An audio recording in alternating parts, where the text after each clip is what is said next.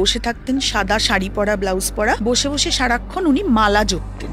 ওই ভদ্রমহিলা কাউকে একটা তাড়াচ্ছেন, এই যা যা চলে যা, কেন এসছিস আবার, যা চলে যা। এবং কাকিমা প্রায় একটা গুনগুন করে কান্নার আওয়াজ শুনতেন।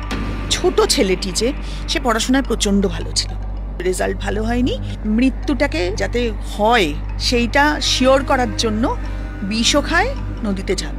এই ছেলেটি ছিল সব থেকে বেশি মায়ের আঁচল পোছা, মানে মায়ের মা ছাড়া কিছু জানে না। তিনি যখন ট্রেনে করে যাচ্ছেন, প্রত্যেকটা স্টেশনের বাইরে ট্রেনটা থামছে, তখনই জানলার বাইরে থেকে সে সমানে কাঁদছে আর বলছে মা যেও না, মা যেও না। এবং মা, খালি মা ডাকটা, এটা উনি কিন্তু প্রায় শুনেছেন। মা তার ছেলেকে বলছেন যে যা তুই চলে যা, কেন তুই মরে গিয়েও আমাকে ছাড়ছিস না, মরে গিয়েও আমাকে জ্বালাবি, চলে যা, মরে গিয়েও আমাকে জ্বালাচ্ছিস। এই যে ঘটনাটা কি বলতো, যত না ভয়ের তার থেকে বোধহয় বেশি প্যাথেটিক।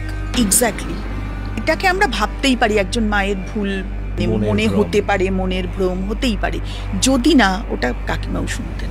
কি করে বলবে যে সে ভূত নাকি আমি মানসিক রোগ?